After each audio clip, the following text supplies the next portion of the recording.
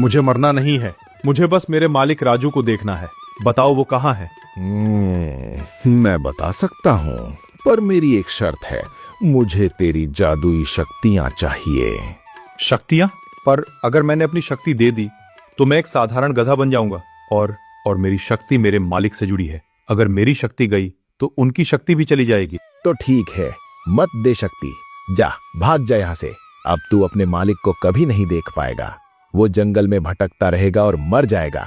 इतना कहते ही वो भयानक राक्षस धीरे धीरे वापस कुएं के गहरे अंधेरे में जाने लगता है। नहीं, रुको, कहीं मत जाओ, मेरी बात तो सुनो।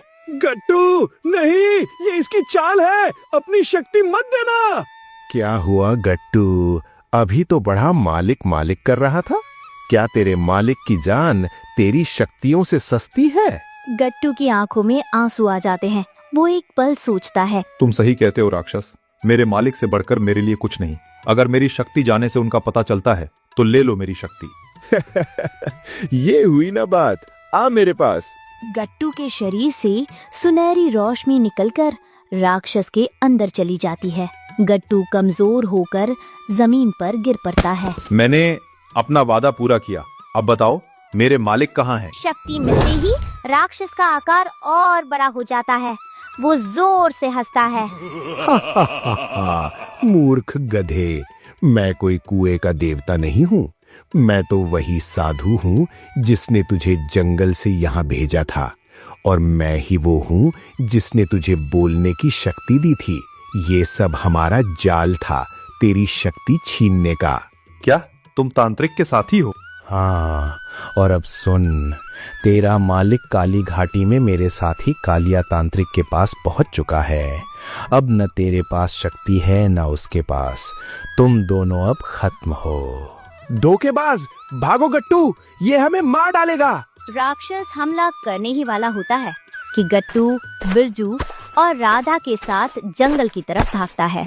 भागो, जितना भागना है भागो। अब तुम सिर्फ लाचार जानवर हो।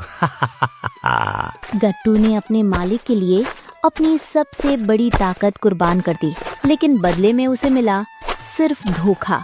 अब गट्टू बेबस था और उधर राजू अपनी शक्तियों के भरोसे तांत्रिक के जाल में फंसने वाला था। यही वो जगह है, काली घाटी। रामू काका ने कहा था यहाँ सिद्ध बाबा मिलेंगे। वो जरूर मेरे गट्टू का पता जानते होंगे।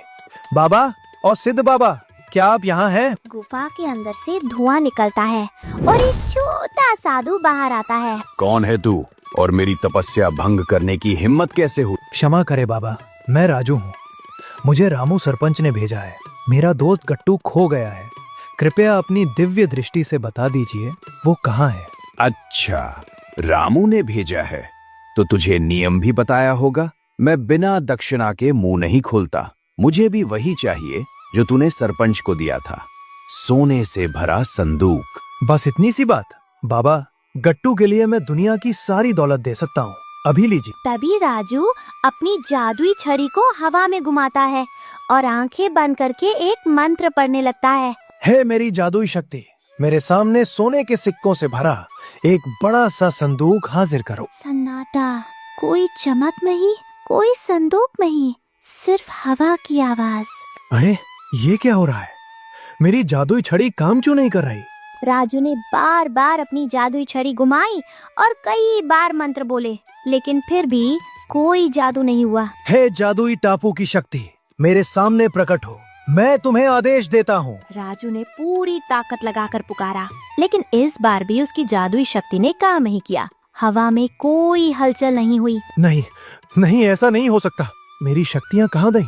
अभी तो काम कर रही थी। अचानक गुफा के अंदर से एक जानी पहचानी और डरावनी हंसी गूंजती है। शक्तियाँ ढूंढ रहा है राजू, वो तो अब कभी वापस नहीं आएंगी। गुफा से कालिया तांत्रिक और सेठ जालिम सिंह बाहर निकलते हैं। साधु अपना नकाब हटाता है। वो तांत्रिक का चेला निकलता है। तांत्रिक, सेठ जी, तुम लोग यहाँ? ये सब तुम्हारा जाल था?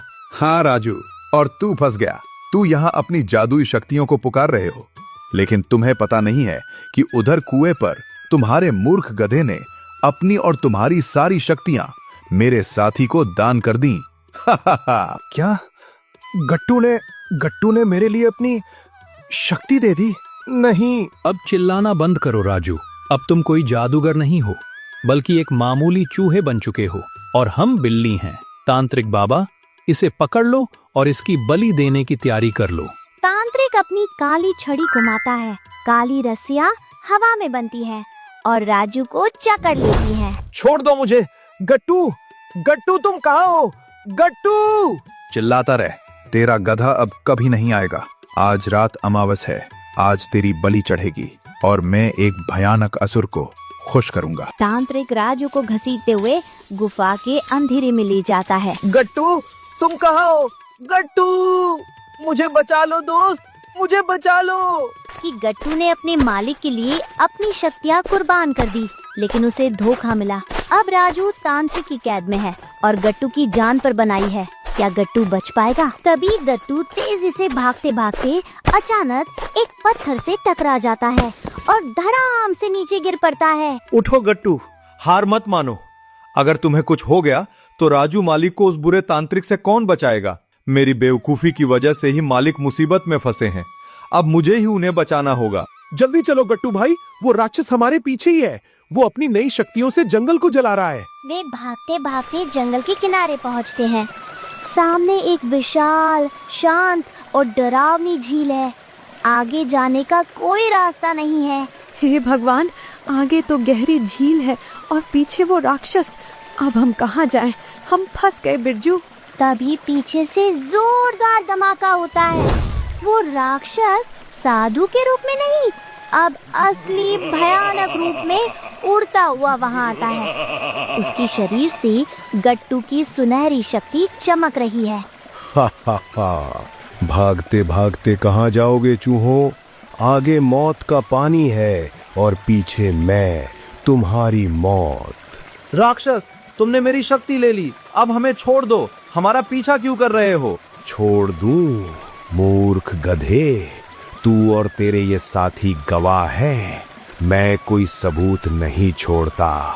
आज मैं अपनी नई शक्तियों का टेस्ट तुम पर करूंगा। वो मटका झील के बीच में और वो चमक रहा है। मुझे याद आया, मालिक ने एक दिन कहा कि इस झील में एक परी का श्राप है। कहीं वो मटका ही तो परी का जाल नहीं? मुझे रिस्क लेना होगा। गट्टू के चेहरे पर एक आइडिया आता है। वो अचानक जमीन पर लेट जाता है और जोर जोर से हंसने लगता है। बच गए, हम बच गए। ए गधे, पागल हो गया क्या? मरने वाला है और हंस रहा है। अरे राक्षस जी, मैं इसलिए हंस रहा हूँ क्योंकि अब तुम हमारा कुछ नहीं बिगाड़ सकते। बिरजू भैया, देखा आपने वो सामने क्या है? गट्टू अपनी आँख के इशारे से बिरजू भैया को एक नाटक शुरू करने का संकेत देता है ताकि वे राक्षस का ध्यान भटका सके। अरे हाँ गट्टू, वो तो अमर जल का मटका है। शुक्र है भगवान का, अगर हमने वो पानी पी लिया तो दुनिया की कोई ताकत हमें नहीं मार सकती। जल्दी करो, राक्षस के हमला करने से पहले वो पानी पी लो, फिर हम भी अमर हो जाएंगे। क्या? अमर जल? अमर होने का हक सिर्फ मेरा है। तुम कीड़े मकोड़े अमर नहीं हो सकते। तो रोक के दिखाओ, मैं तो चला पीने। तभी गट्टू अचानक छपाक से पानी में कूद जाता है और तैरते हुए उस घड़े के पास जाने का नाटक करने लगता है। रुक जा, खबरदार जो किसी ने उस पानी को हाथ लगाया। वो मटका मेरा है, अब मैं भगवान बनूंगा। राक्षस तेजी से उड़ता हुआ झील के बीच उस मटके की तरफ झपटता है। शक्ति के नशे और लालच ने राक्षस की बुद्धि भ्रष्ट कर दी थी। वो नहीं जानता था कि वो अमरता की ओर नहीं, बल्कि अपनी राख बनने की ओर जा रहा है।